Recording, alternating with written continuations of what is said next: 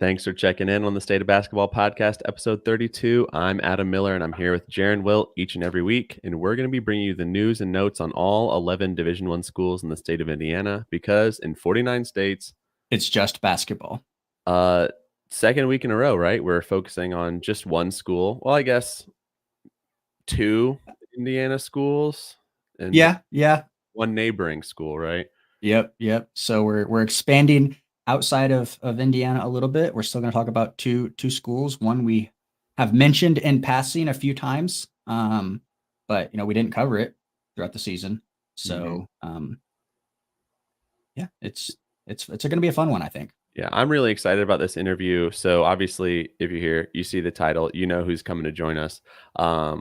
Someone that we have been very high on all year. I mean, didn't know who he was going into the year, but I think a lot of people were the same way, And then all of a sudden they see this guy down in Evansville just absolutely balling out, and they're like, hang on a second. One, I need to learn how to say this dude's last name. Two, who is he? So we are joined by, I guess now, former Evansville player, Ben Humrichous. So we're very excited about this one. So Ben, welcome to the show, man. We're glad to have you on. Hey, thank you. Thank you for having me on today. We are, glad to have you here. Glad that you were here. You're in Indiana, born and raised. I know you're from Tipton, right? Yes, sir. So, Indiana native Ben Humrichous here. Like I said, we, full disclosure, we didn't know anything about you.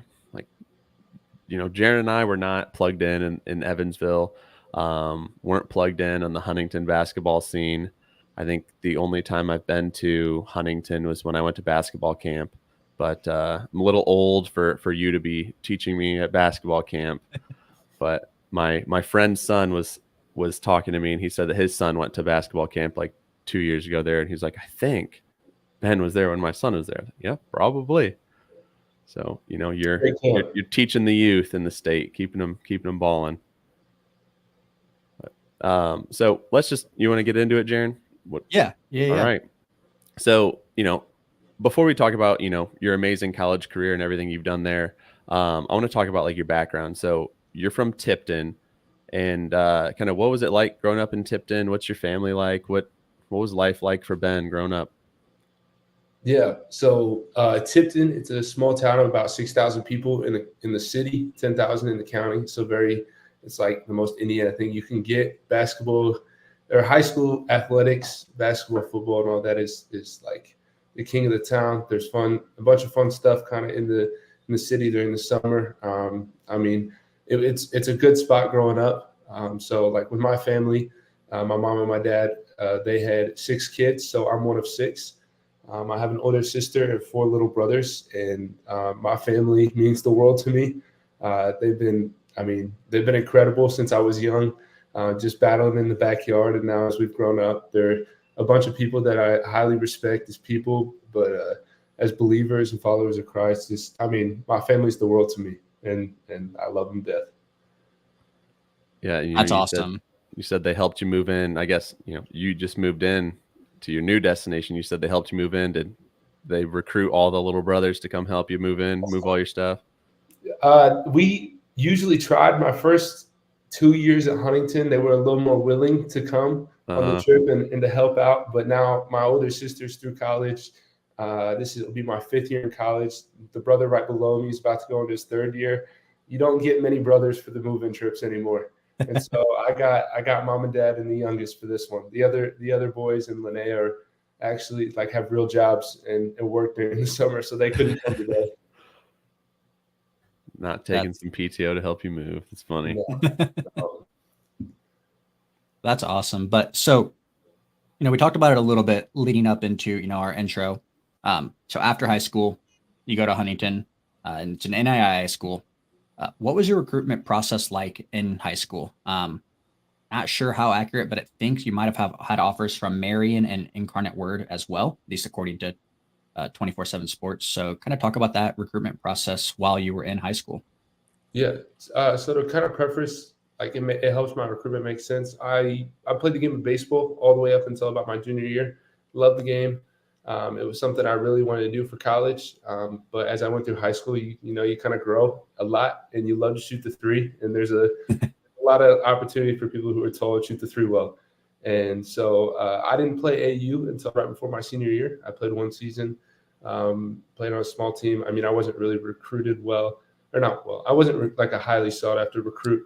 I was 6'8", 6'8", about 100 and, I don't know, 75 pounds. God.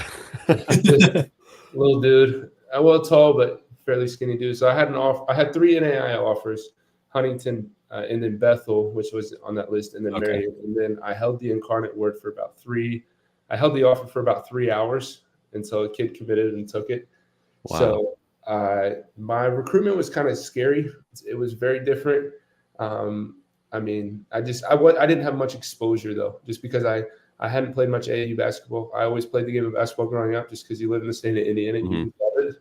You just love playing. But then when I became a junior is when I really took it serious. Like I didn't play varsity basketball till I was a junior. So developed late and really started to take it serious late.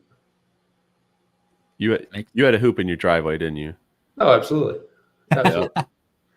You got to. I mean, it's just one of those things that it's a requirement. Yes. Oh, totally. That's I didn't know that about you. I knew you played baseball. I didn't realize that you were so baseball focused until late in your high school career. Yeah. And I mean, like when you're one of 6 kids, you don't really get to play all the sports. Mom and dad were always super supportive, but during baseball season, it was baseball season. And during basketball season, it was basketball season. And so I like a lot of my friends might have done both during the summer, but it was just the way we were or whatever. And so we loved doing the sport we were playing in the season we were in. Yeah. Kind of how I was growing up, it's like you play whatever it's in, whatever season you're in, and then you move on, and then you're like, oh, a couple months later, you're like, oh yes, this sport is still around. All right, let me jump into that. So, you move over from Huntington, your second team all conference there. You did 3 years there. Tell us about your time there. Like, what was it like at Huntington? How was that for you? Huntington was great. My 3 years there, I tell everybody, it's time that I definitely needed. I needed time to mature and grow. I met a lot of really great people. I have a bunch of friendships from there that I'm going to cherish forever. Guys I text every day. I played in a conference that many of these people might not be familiar with, the Crossroads League in the state of Indiana, but it's really tough. You have a lot of teams that compete nationally. And it's a really great NAIA conference. And we had a lot of fun, made some tournament runs, not super deep into the tournament, but won a lot of games, developed a ton, grew a bunch of my faith. And I needed those 3 years really.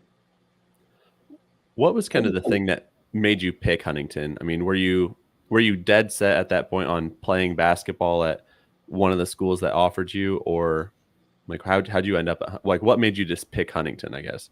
Yeah. So really it was between the 3 NAIA schools. And I think at the time, Coach Ty Platt was the one that recruited me. And he actually left right after I committed. He had resigned. And so Coach Corey Alford was my head coach there. And when I looked at the Huntington system and the people that I was dealing with, it was an hour and 10 minutes from my house. Mm-hmm. So it was close to home. It was a great system, a great school in general. They had, my undergraduate's in mathematics. That's what I graduated with from there. Wow. And so they had exactly what I wanted. And it was kind of just that family deal when you show up and you need to be there. It was a hard decision at the time, but after once you kind of get there, you realize why you made it. So. Yeah. The coach, that kind of recruited you, resigning and kind of makes it tough. Like that's a leap of faith right there, is sticking with that. And from everything I've seen and the way you're talking, it sounds like you're a person where faith is very important to you, and you are very set on kind of what you feel and what feels right, and trusting in God. So what kind of made you take the leap of faith and move on from Huntington? Yeah. When I had gotten the Incarnate offer, and I had some interest from some other Division I's, that became something that I really, really dreamed after, to play Division I basketball. And after my second year, I went to Coach Alford and I told him, like, this is a dream of mine and I want to figure it out. And I don't know if leaving, like, this was like one of the first years the portal was huge. And I was like, it was like everybody was going in or whatever. And I mean, I know it's similar right now, but kind of for different reasons. And I told him, I was like the portal's crazy. I had a good year, but not a crazy year. And this is something I want to figure out. And I want to chase my dream. And he was super supportive. And I was a second team all conference. It wasn't like I was a first team national team or something. It was just, but he kind of had a plan that helped me talk to other coaches and kind of as I went along, prepare me for what a Division I team might want to see. And so, I mean, it was a big leap of faith, but it was a dream I had, and I think at the time it was something that, you just dive into and you see where it goes. So did you enter the portal after your sophomore year or just your junior year?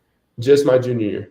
Okay. I was talking to him about trying to do it after my sophomore year, but he had kind of convinced me to stay one more year and do it more in a methodical manner. Right. Kind of like, when you hear people like getting feedback from the draft and they know what they need to work on, you were kind of working on like, okay, what do I need to work on to make this jump to the next level? I mean, that's, props to your coach for, obviously he'd have to say goodbye to you if you're making that jump, but like wanting what's best for you instead of what's, what could be best for the team, like looking at you as, more than just a basketball player. Yeah, absolutely. Yeah, no, that's awesome. So, you ended up at Evansville. Talk about Coach Ragland and the kind of the relationship that you two have. Yeah, Coach Ragland, extremely grateful for. Ever since I started talking with him on the phone, him and my relationship is beyond basketball. He's a guy that when you talk about a dude that just loves his players, that's a guy that, multiple times where I've gone into his office and never talked about basketball. He really cares for who I am, who my family is, cares about our studies and like our interests. And like just beyond basketball, such a great dude. And I could rave about his abilities on the court as a leader, helping. Evansville's grown so much since he's been there. He's been so impactful to my development, my teammates' development, and Evansville's growth. So, Evansville is your only Division I offer. Did I get that correct? Yes. Yep. So, I guess, what did you make of that? Was that like, I'm gonna go, like this is telling me that this is the only place that I'm meant to be, or what was your thought? Because you entered the portal, like you had the dream, like it was right there. Yeah.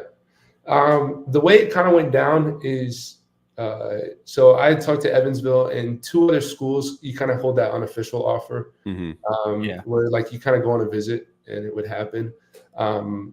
When I went to Evansville, so Coach Alford worked with Coach Snow at New Mexico, and so there was kind of that relationship of people that I knew that I trusted. My trainer had worked with Coach Wilson before he left, and so there was another relationship. And so you kind of you start to realize who the people you're working with are. And in the portal, it's extremely important to find people you trust. Mm-hmm. And so I went on that visit. They had great facilities. It was a great opportunity. It was a Division I that was in a fairly similar or fairly close to home, had everything I needed. And that was the only visit I went on. I went on the visit and I took off down the road, and about an hour into the drive, I called Coach Ragland and I said, I want to get out of the portal. I want to go to Evansville. It was it was kind of like a eye-opening moment from God where it was just like, dude, you just got to go. He's got exactly what you needed. It was a great opportunity, great situation. That's awesome. So, obviously, people make jumps up all the time. You see a lot of people move up from the JUCO level or the D2 level. But you moved up from the NAIA level, in a great conference, like you said, but you don't know, like people don't know what it's going to be like. How does that translate to the Missouri Valley?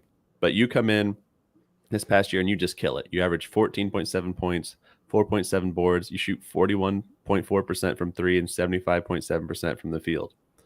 So that could be surprising from people. So what do you think? Like, what would you say to people who are like, this guy did that? Like, what? How do you make that jump? Did you think of it as a jump, or just like you played your game? Yeah. I got to give a lot of credit to the coaching staff at Evansville. Coach Ragland, one of the things he does is he instills confidence in his players really well. I think that's a system I really could thrive on with my 3-point shooting. It was such an offense that it's a lot of read and react, not too much where it was scripted. So I got to give a lot of credit to kind of that offensive, like Coach Roosevelt Jones, like the way he set the offense and the way we played. I mean, I would be lying to you if I said it didn't surprise me a little bit. I'm one of those people that has a lot of faith. It took me a while to kind of understand my position on that team, and there was kind of a few moments that like the switch flipped for me that I got to go score, and the Evansville team put me in a great position. My teammates trusted me, and I mean we did great things, and we thrived, and I can look back and be, giving God the glory for where we went and where He put us. So, Jaren, before we get into this next one, do you remember what week Ben Humrichous was Jimmy Chitwood? Week 1, wasn't it? Week 1. Yep. First one ever. Yeah. It was just one of those things that you just went out there, he balled. I think we had come up with the idea, a few weeks prior that we wanted to do our player of the week. And after, watching week 1's games, it's like, he's the one. It's got to be Ben. But so last year, I think you missed around 11 games. It might have been 11 on the dot with a foot injury. Led to one of our favorite memes that we ever posted, the picture of Wolverine laying in the bed with the photo. Obviously, the photo was you. We missed seeing you on the court. I think your team and all the Aces fans missed seeing you on the court. But how did you get through that tough time with the injury mentally? And just in general, was that easy to kind of adapt? Did you follow your faith, or what was your thought process with that? Yeah, that time was to be honest, it was pretty difficult. There's a lot of reasons why God does some things, and I think the reason why I think that it happened is because I learned so much out of it. I think I learned a lot about my body. I learned about how to like go day to day and how to work, how to be honest with your body. And so I think I learned a lot. One of Coach Ragland's favorite things to say is, even when you're out, you're in. Mm-hmm. I think I learned a lot about leadership, and during that time, being a big encourager.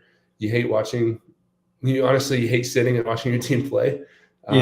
Just when you're hurt. And so, but that was such a time for me to be involved, be active with my mind. Took a lot of time in the weight room, which was good, just because during midseason, it's really hard to keep your muscle mass up. It was a hard time, but we worked really hard to be active, to be involved, engaged. And then ultimately just trusting God with whatever's going to happen. Because I tried to go back in a little bit early, re-aggravated, came back out, and then learned from it, and then tried again. So it wasn't fun. I don't really ever want to do it again. But you learn a lot from it in that process. Yeah. So how's the foot now? Everything good? Good. I took some time right at the end of the year, kind of went and saw some people, and just, I'm good now, running, working, and continuing just to do things the right way. So it doesn't seem like it's a thing that'll like come up again, like it's over and dealt with now, or is it something you could hurt again? It's a lot of it is kind of just my body's structure. I have a high arch of a foot, which is difficult to deal with. But now I've gotten the help and the attention I need to combat that and know how to deal with it. Just even I until last year, I didn't really know you could strengthen your foot. And I know that sounds crazy, but even just the day-to-day maintenance of working on your balance and working really from the ground up on your strength and stuff. That makes sense. Yeah, everyone's in the gym doing squats. They need to be out there doing their foot workouts. Yes, absolutely. Start at the base. So, you had a really good year at Evansville. But after this, after this season, you decide to enter the portal. And I mean, you were very highly sought after. I mean, being in Indiana, there was like the rumors that you were, Indiana was interested in you, and people were like, "Oh my gosh, we like this guy from Evansville is maybe thinking about Indiana," and everyone's like, "I don't know, we'll see where he ends up." But you were a very like coveted transfer. So like, what was that like to be kind of sought after so much by like different teams when you had one Division I offer the year before and quite a few more this year? Yeah, it was really fun. It was crazy. There were times it became overwhelming, but I'll tell you, when a year ago when I went through that process, I mean now a little over a year ago, and you can't get somebody to pick up the phone and call you back. It was a blessing, and it was a ton of fun. I've met a lot of people. I've had some really great conversations with coaches beyond basketball about faith and stuff that were incredibly encouraging. I mean, I know I play for a staff of 8 now, but I've got a lot of relationships with people that maybe aren't really a phone call away, but I have people that I would be interested in reconnecting with beyond my playing days. And so the process was a ton of fun. I got to visit Illinois, Louisville, and Villanova, 3 really great programs. And I mean, through the process, it was a ton of fun. You talk to a lot of really great people and see some really great things. What kind of was it for you that made Illinois win out? Yeah. My big things were style of play. I wanted I guess like the big thing is I want to set myself up to play in the NBA next year. Mm-hmm. Yep. In my last year, I mean, I get one more go around at this to chase that dream, and so everything's kind of geared toward how can I prepare myself for the NBA. And so I look a lot at style of play, a team that plays similar to the NBA style, which Illinois does really, really well. Play a really fast offense, but they play really spread, great spacing, a lot of great things. You look at role, you look at how you can thrive based on presenting the talents that you have. And I think that was something that they've showcased to me. But then it comes down at the end of culture, being around dudes that want to win, dudes that love the gym. I think that sometimes the atmosphere can create your own habits. And if you're around people who love to work, you're going to love to work. And I think I found that with the people here. It's a very experienced staff, a bunch of guys that have proven to win. And I think some people even mentioned, like, I've had previous transfers to the University of Illinois, like Marcus Domask, Terrence Shannon, blanking. But they've had proven transfer success recently over the last few years. Oh, Matt Mayer, guys that just came in and succeeded. And so when it came down to my decision, Illinois, 2 hours from home, it's great. Not a too crazy drive, plays in a great league. Schools that I grew up watching, being in the Indiana area. And so, just a great opportunity. That's awesome. So you talked about, wanting to play in the NBA, using kind of your last year to get ready for that. But you also, early on mentioned, you didn't really, you chose basketball kind of later in your high school career over baseball. And then your second year at Huntington, it was your dream to play Division I. I guess at what point was it, did you know it's like, okay, I want to play in the NBA. Like, this is like what I want to do, but I think that I can do it. And really talk about, like, was it surreal to enter your name in the draft? Like, how did that feel? I'm sitting at home, like, I can only fathom what it's like, but you're here, you did it. Yeah, it's such a fun process. I guess the first part of the question, I started having people come to games and stuff that you kind of hear about, and you start to realize that you're getting some interest, which was the first crazy thing to me. People showing up. Yeah. Small school like Evansville. That was the first fun part. I did a kind of a deep dive on the NBA is a game of roles, people who do their role and do their specialty really well. And I started to learn that at my size, my 3-point shooting is coveted. And that was kind of when I realized that if I can do that at a high level, but also guard, that I got a really good chance at it.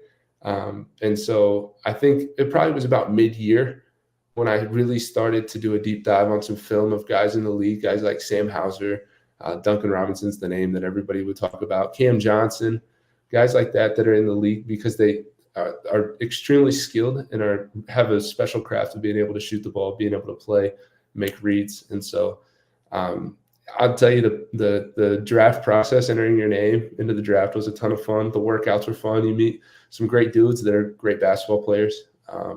And it was just so surreal. And I want to say I was prepared for it, but no, you show up and you just compete and everything was fun through the process.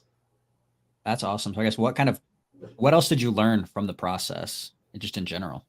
Yeah, I think that it was a big confidence thing for me, just because I think being in a gym with a lot of guys and just competing, you start to understand that like I can hoop a little bit. I want to say that really humbly.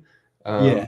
Like you get in the gym and you kind of like you get up and down and you realize that like it was fun. And I think it was a big confidence thing for me, being around some top guys and competing. I think you learn a bunch, like even being around medical staffs, learning a lot about your body and what they're looking for, being able to, be around front office people.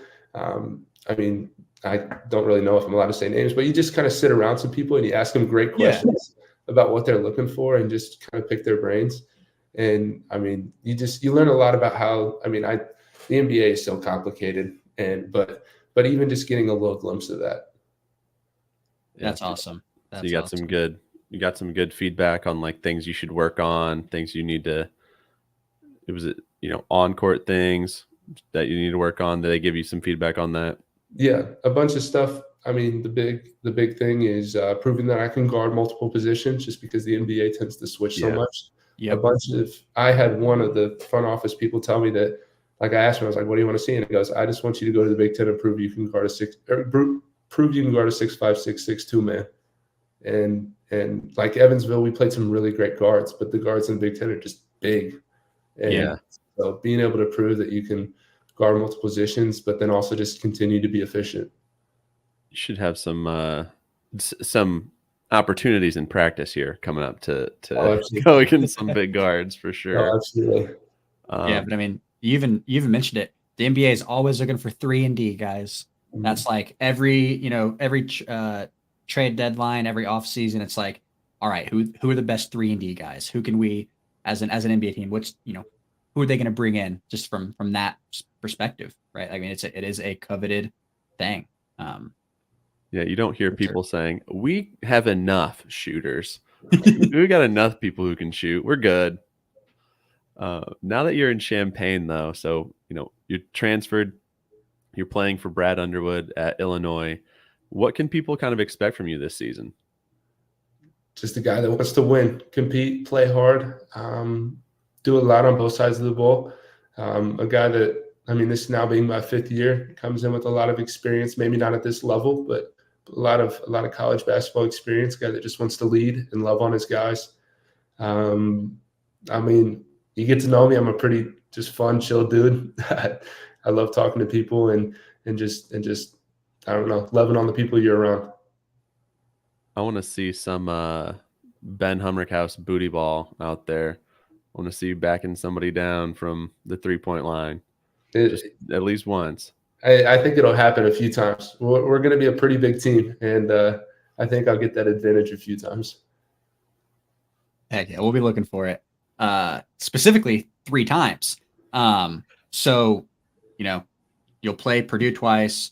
You've got IU in Champaign. One, we're going to root for you to have all-time games, in those games, but also at the same time, we're still going to have to side with the Indiana teams. So we're still going to be rooting for Purdue and Indiana, but we'll also be rooting for Ben Humrichous, just because you're our boy. But have you played in Mackey before? I haven't, and I'm really jealous of my youngest brother. Their high school team just played in a tournament, and he got to play in Mackey on like Wednesday or Tuesday.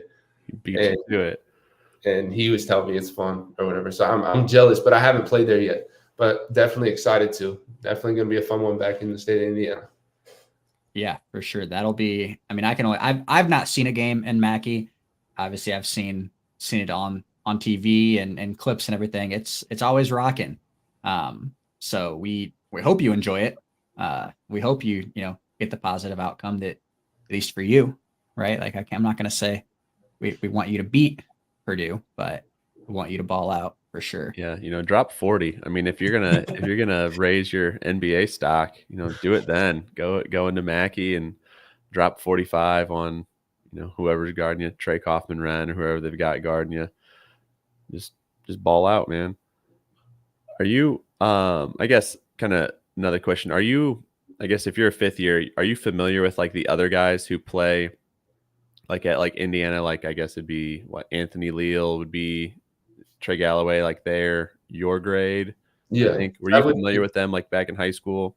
Yeah, that would be my class. Did you ever go against any of those guys in high school? I'm not sure what division Tipton is in. We're a 2A, so we're Okay. small. So Anthony Leal at Bloomington South, I think he might have been a 3 or 4A school. Trey Kaufman at Culver. I mean, fairly far from where I'm at. I don't think Purdue has any guys that would have been. I mean, Carson Barrett is at Purdue. He was on my AAU team, so Okay. he would be somebody that I would have played with. But for the most part, just because I hadn't played much at AAU, I wasn't really in that circle. I don't know many of those guys like personally. I've talked to Anthony once, but not personally. So they're gonna be like, this dude waited 7 years to drop 40 on us. He could have done it in AAU forever ago, but he waited. You got what else you got, Jaren? You got anything else? No, nothing from me. Anything from you, Ben? I know as we wrap things up, is there anything you want to talk about that we didn't cover? I mean, not specifically. I mean, I think I can say my thank you to you guys covering basketball in the state of Indiana, especially smaller school like Evansville. May not get there. I mean, right now they're getting a bunch of press with their baseball team doing great, and I mean, I'm gonna support them because I got a lot of respect and a lot of love, and I'm grateful for the people at Evansville. So I want to say thank you guys for covering us, covering me, and being so supportive. Yeah, man. I mean, like we said, we're happy to see someone like you, who so humble, such a great guy, kind of getting the recognition that he deserves. So we're glad to be kind of the ones cheering for you the loudest. Thank you. All the glory to God, man. Yeah. One more thing. Last week we had the enemies on. We had Coach Sprue from USI on. Mm-hmm. What's Evansville USI like? You guys hate each other? You guys running into each other downtown, about to fight in an alley? You guys friends? What's up? I think I mean I don't have any animosity. I think there's kind of a divide because USI is on the west side. So there's kind of a divide where I didn't really ever see many of their guys. We played them in volleyball, and I remember they all the whole team showed up or whatever. But that was the only time I really ever saw them out. Beside the fall festival, that's a big deal in Evansville. It's the biggest street party in the world or something, or the second biggest. It's crazy. So I mean, I didn't really ever run into them. I think there's kind of love on both sides. There's kind of that town rivalry though, where if we played them, it's to beat them, to be the best team in Evansville more than it is to really beat them for the win. Mm-hmm. Yeah, sure. But no, I don't have any issues with USI. Maybe deeper down, some guys might, but no, that makes sense. Well, again, Ben, thank you for taking the time. I know you said you just moved into your new home. So we appreciate you taking the time out of your busy day unpacking and everything. But again, yeah, we appreciate you coming on. Absolutely. I'm glad to be on here. Thank you guys. Thank you. Yeah. Before you go, let the people know where they can find you on socials so they can follow you if they don't already, which they should. I think on Instagram, it's Ben Humrichous. Not many people have my last name, so I get to steal the whole tag. On Twitter, B Humrichous. I have a TikTok out there. It's dead right now, not being used much, but you can probably look me up as Ben Humrichous and I'll pop up somewhere. So yeah, that's probably the most where I'm active. And actually now on Facebook, heavy active on Facebook for no reason. Really? Yeah. Okay. And I've been on there. I get a kick out of like following my dad's friends and stuff. I get a kick out of it. So I was about to say, it's you and everybody's parents. yes. That's so awesome. funny. That's awesome. Well, again, thanks, Ben. Thank you guys. Thank you, man. What a guy. What a Facebook guy. That is just, out of everything we talked about, that's probably the most shocking thing that he said. Like that's just awesome. You don't hear people talking about Facebook much anymore. No, no, not a Facebook guy myself, but I appreciate that someone's bringing it along. Wish him all the best in Illinois. Obviously we're going to root for Purdue and IU when they play, but I'm going to root for Ben every time. And I will be out there whenever Evansville or whenever Illinois plays. I'm going to be dropping that meme whenever he has a good game, dropping that picture of him. Absolutely. On Twitter. Absolutely. It's only right. It's only right. But in general, I mean, Adam, anything else? No, that's it. I mean, we'll be back next week, staying in Indiana, focusing on one team. So we'll be back next week with Indiana State head coach Matt Graves. So we got a little coach player sandwich here going on with our episode. So see us next week for that. Yeah, for sure. Well, the clock is showing quadruple zeros. So it's time for us to get out of here. Thanks for checking in on the State of Basketball podcast. See you next week. And remember, in 49 states, it's just basketball.